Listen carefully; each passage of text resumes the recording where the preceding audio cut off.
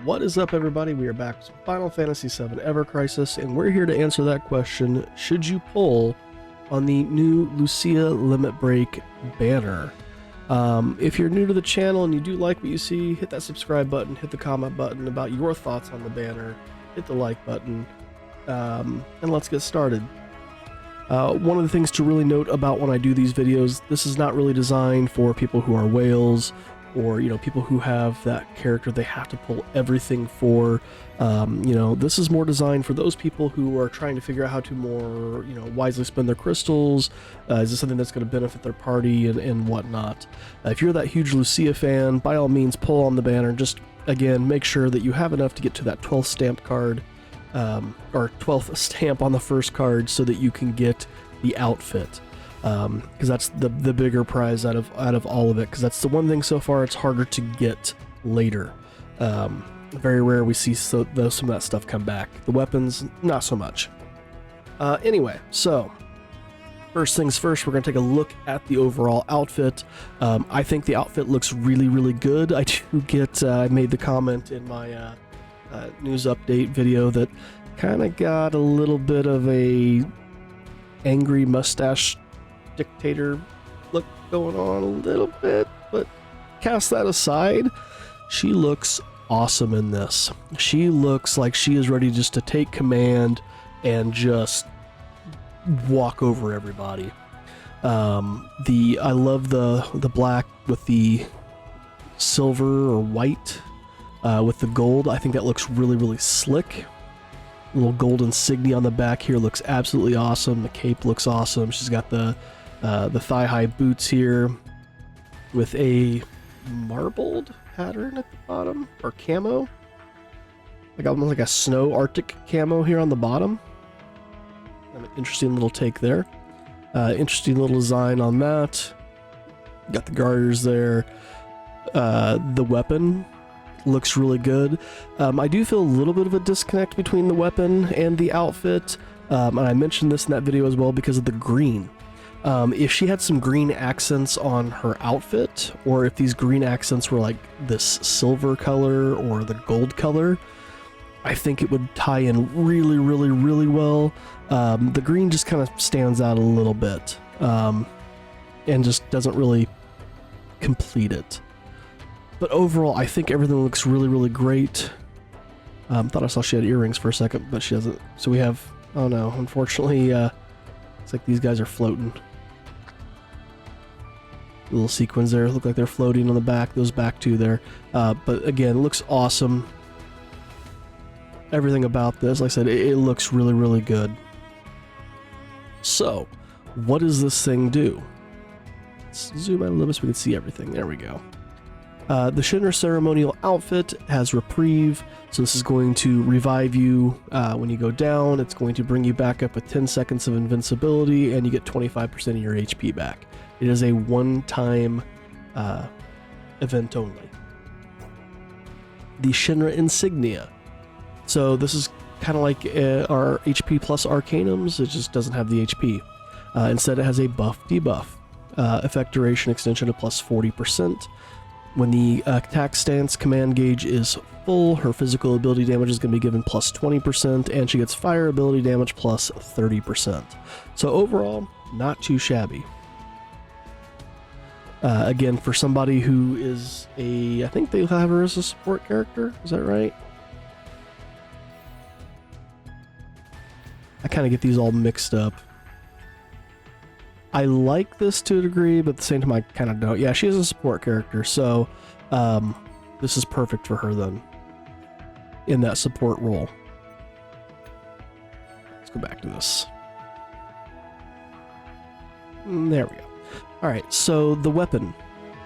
The Shinra ceremonial rifle is going to do 450% physical fire damage to a single enemy. It's going to give enfeeble to an enemy for 30 seconds. With an extension of 6 seconds. HP, when your HP is 50% or more, you're going to be increasing the fire damage of all allies low to mid for 12 seconds. So that's not really going to last that long with an extension of 4. And on the first use only, you're going to get a +1 ATB gauge increase for all allies. I'm assuming that means herself as well, because it does say all allies. and not all excluding caster, as we've seen with some that do this. It's going to give a boost attack to all allies and a buff debuff extension, P attack, and we get our first sigil boost 2. So the triangle sigil, when you're in the sigil material phase, you're going to get a +4 count, whereas the sigil boost 1 gives you a +2. So instead of taking away 5 sigils from whatever you're hitting, you're going to be taking away 7, and that's going to definitely add up over time. So that's a huge thing. I think I mentioned this in my update video. This is something that I had put in that recent survey, and actually this is something I've been saying for a while. I think since the first anniversary, something I was wanting to see, for us to be able to increase the S abilities. I was thinking it more from the perspective of, and I put this in the survey, where if you were to like get OB10 on the weapon, or even OB10 +20 on the weapon, that you can then finally start to affect the S abilities. You can, and again, for right now, maybe only upgrade them to rank 2. You can go, that P attack boost 2, M attack boost 2, or whatever. Nothing crazy yet, because obviously we need the spot for the room, for the game to grow. We need room for it to grow. You don't want to just give everything right off the bat for a game style like this. So it's interesting that we're seeing the sigil boost 2. I'm not shocked we're seeing it on a limited weapon first, though. That does not shock me in the least. So, alright, you get this thing to OB1, what happens? So you're going to 540% physical fire damage. Enfeeble's going to last for 35 seconds plus 7 seconds. HP, still 50% or more fire damage, low to mid for 16 seconds. You're still just getting 1+ ATB to all allies on that first use. Now, you're probably going to be main-handing this thing because it does do physical fire damage. If it did not, and just did non-elemental, you would probably offhand this. But I'm going to say, I'm going to make all my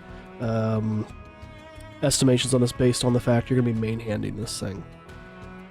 So you're going to be getting 32 to boost attack to all allies. It's going to give you +9% magic, +9% physical to all allies. Your buff debuff is at 15, so you're getting +80% there. Again, keep in mind the outfit, you're going to be getting yourself also a +40. So really already at OB1, you're at +120% to your buff debuff to everything. That's awesome. That's going to make a lot of this stuff last a little bit longer, which is really going to be solid. Again, the P attack, triangle sigil 2. Alright, you get it up to OB6. We now jumped up to 700% physical fire damage to that single enemy. Enfeeble's lasting for 45 seconds. HP 50% or more. You're now mid to high, so we get that jump from low to mid to high going to OB6. So again, OB6, really solid spot to get this thing to if you can. It's going to last for 16 seconds, so that didn't change. The extension doesn't change either. You're just staying at the 5 seconds. However, one thing that does change going to OB6 is the condition for the first use. Instead of one ATB gauge, each ally is getting 2. Boost attack has gone to 40, so each ally is now getting 11% to their magical and physical attacks. Buff debuff has gone to 27, so you're now getting 120% plus that 40 from the armor, so you're now at 160% to your buff debuff duration. And if you do take this up to OB10, 840% physical fire damage to that single enemy. Enfeeble for 60 seconds, extension of 12. HP threshold does not change. Now you're still staying mid to high for 20 seconds. That really doesn't change that much. However, again, you are getting the buff debuff extension, so maybe that's where they're trying to not completely overpower this, I guess. And 6 seconds on the extension and +2. So they really, again, I love that they're doing this, that they're not doing this, I should say, for the limited weapons, where it's just the damage increases. I think that's amazing to do for limited weapons. For the weapons that we can wish list, to give it, a jump at this, going to OB10 instead of being mid to high, going high to high, or something like that. I'm perfectly fine with that for non-limited weapons, but for limited weapons like this, the only big change that should happen is indeed the damage, and that's what happens here. I'm fine with that. I think hopefully Athlete learned their lesson from the negative barrage they got when they were just throwing limit after limit after limit at us, and the way some of those limited weapons were handled. Anyway, our ability 46, so you're 9 points away from having that max, 13% to all allies' physical and magic attacks. Your buff debuff is at 39, so 150%, so 190% if you count the gear. 674 P attack, it's not terrible. So yeah, that's the weapon. Like I said, this is definitely be something I would think you would main hand. And you are getting the fire boost here. So you would definitely wear that gear with this if you pulled the gear. So now the question becomes, do you pull on this? The weapon itself is actually pretty good. Enfeeble, for those of you who don't know where we can come to the help section here. There we go. And we're going to come down here to battles, and we want... Oop, did I miss it?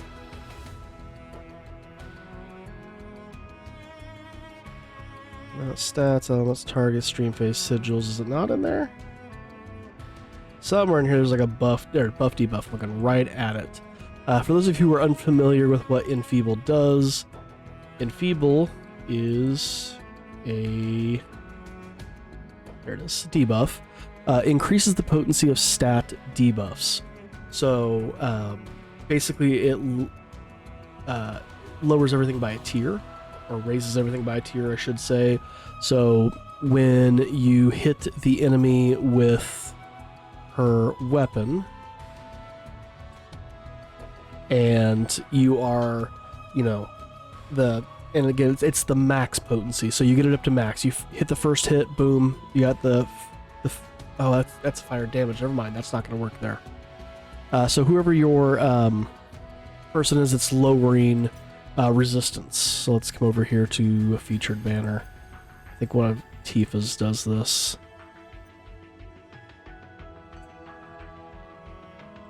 Yeah, so perfect one here. So her the magic attack decrease. So she hits the first one, it's going to lower their magic attack by mid. She hits again, it's going to go to high. However, if the enemy has Enfeeble on it, it's going to go from mid to very high. So you're going to get a 4 tick instead of a 3 tick decrease to the magic attack.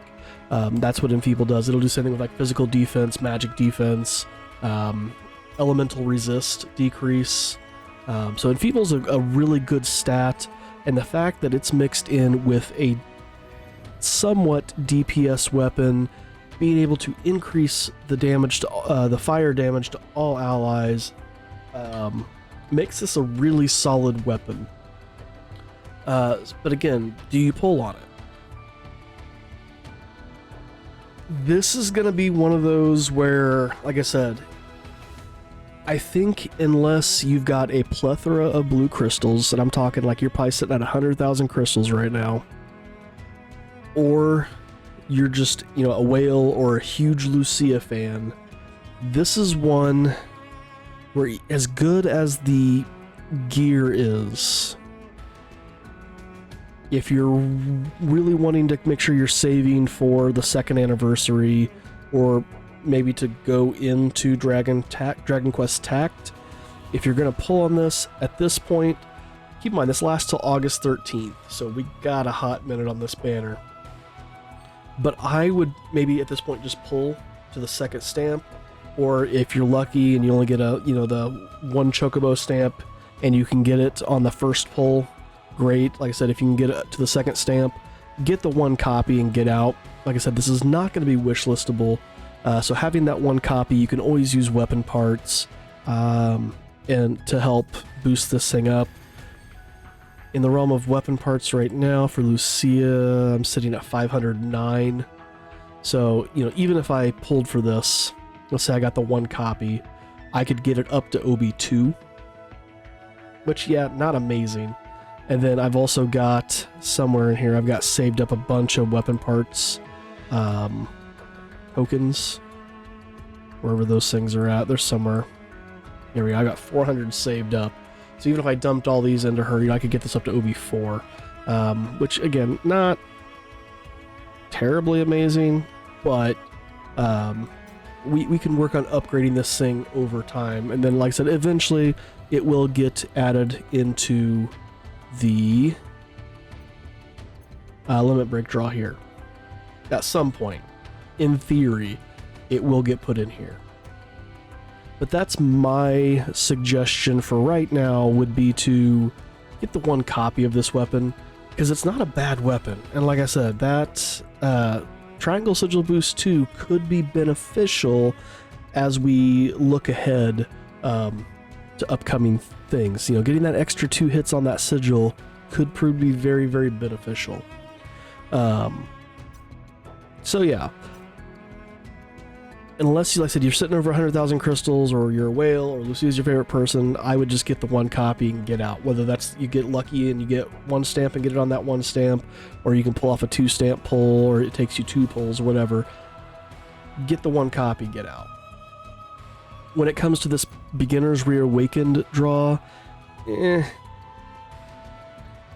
think all these things can currently be gotten from this, aside from the armor. Aside from the armor, all those weapons can be gotten in here.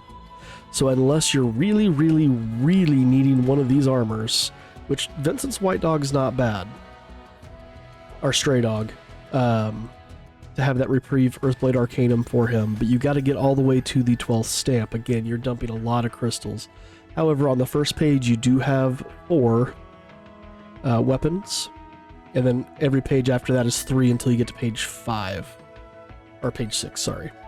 So lots of opportunities here to get the stuff, but some of the stuff has gotten outclassed. About the only things that I would say in this that are really, really worth it are going to be the Stray Dog for Vincent, the Blue Daffodil gear for Tifa, and maybe the Festive Crimson attire for Aerith. Outside of those, I would not be getting the Bahamut ones. The Bahamut gear for Aerith or the Bahamut gear for Tifa. I'd kind of stay away from those. But even then, I would not pull on this banner. That's me. So, that's my thoughts on the banner. Let me know down in the comments again your opinion about the banner. Do you agree with what I have to say about the weapon and her gear? Am I underplaying its value? Am I overplaying its value? Let's start that discussion down in the comments. And we're going to call that one here. So, thanks for watching, guys. And again, if you are new to the channel and you do like what you see, hit that subscribe button and follow along with what we do here. Hit that like button. Thanks again for watching, and we will see you in the next one.